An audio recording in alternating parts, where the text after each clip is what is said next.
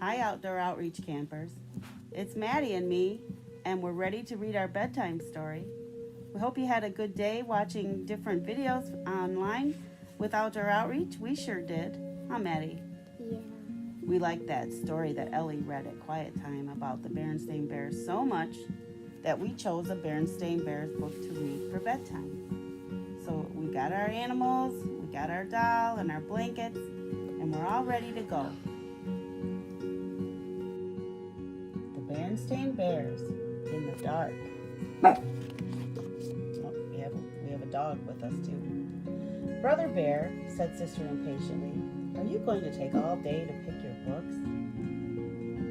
Sister and Brother Bear were at the Bear Country Library. Sister had already chosen her books and was waiting at the checkout desk. Hold your horses, said Brother.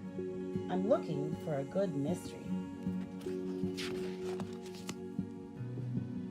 Sister Bear usually took out storybooks and books about nature, and sometimes books of poems. Brother liked those too, but lately he'd become interested in mysteries, especially spooky ones.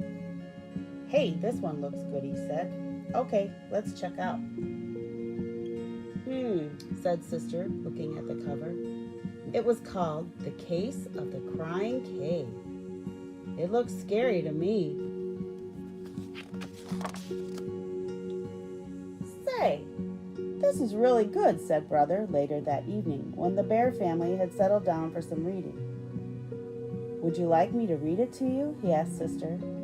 Sister was looking at the storybook about 3 kittens who were arguing about which one was the prettiest. It was a little boring. Or are you scared? Teased Brother. Of course not, said Sister. She left her book on the floor and climbed onto the bench to sit beside him. The mystery began quietly. It told about some Bear Scouts who were on an overnight camp out.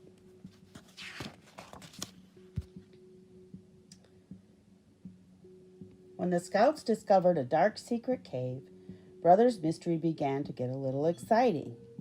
And when the cave began to cry and wail, it was anything but quiet. Ooh, cried the deep, dark, mysterious cave, read Brother, with a lot of expression. Ooh. Stop, said Sister, putting her fingers in her ears. That's enough. And she went back to her storybook. Scaredy bear, teased Brother. And that's quite enough of that, added Papa Bear, looking up from his paper. That's not cool to tease. At the cubs' bedtime, Papa and Mama said goodnight, turned off the light, and left the cubs in the usual sleepy darkness. Outside the treehouse, the bright, busy sounds of day had given way to the soft, soothing sounds of night. The quiet conversation of frogs and toads, and soft cry of the owl, and sigh of the night wind. And if you listened very hard, you could almost hear the softest sound of all, the sound of lightning bugs switching their lights on and off, on and off.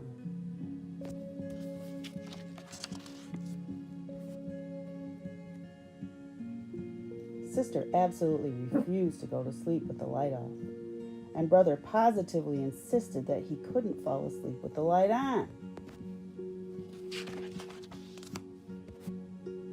The next morning, the Bear family was very sleepy-eyed. Boy, said Brother, yawning, I sure do not want to go through another night like that.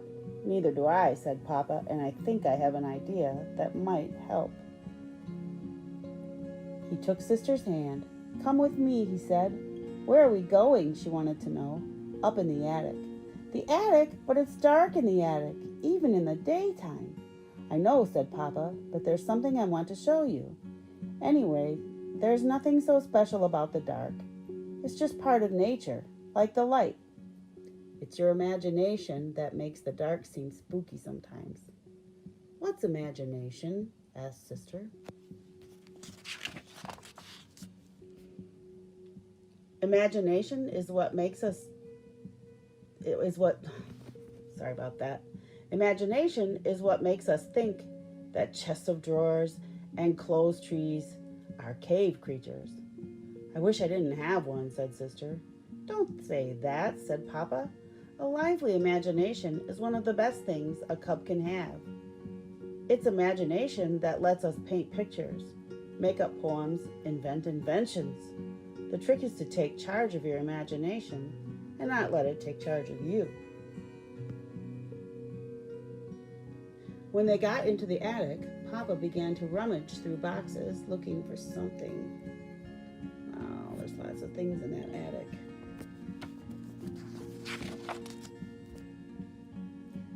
Sister tried to follow Papa's advice and not let her imagination take charge. And it worked. A spooky shape turned out to be the shadow of some old tools. What looked like a giant was really some piled up furniture. Here it is, said Papa, my old nightlight, the one I used when I was a cub and had a little trouble falling asleep in the dark. Sister couldn't quite believe that her big, powerful Papa had ever been afraid of the dark. Oh, sure, said Papa. Most of us are at one time or another.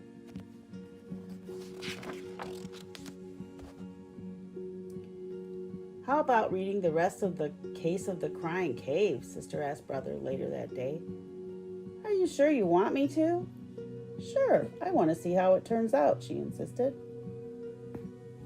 When it turned out that there was nothing very spooky about the terrible wailing noise, it was caused by the wind blowing across the opening in the roof of the cave, like the noise you make when you blow across the top of a bottle. Sister was a little disappointed.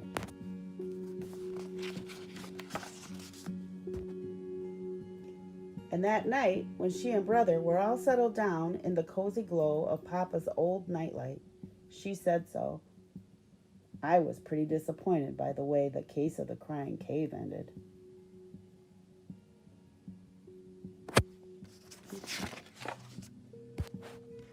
Why? Asked Brother.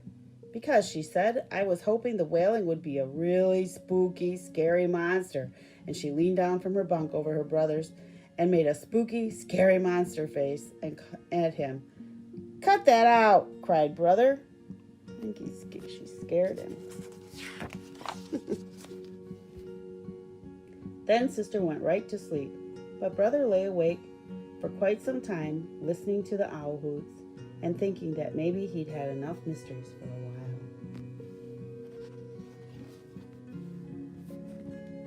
How'd you like that story, Maddie? Great. Are y'all ready to go to bed now? Yes. Okay. Let's go to sleep.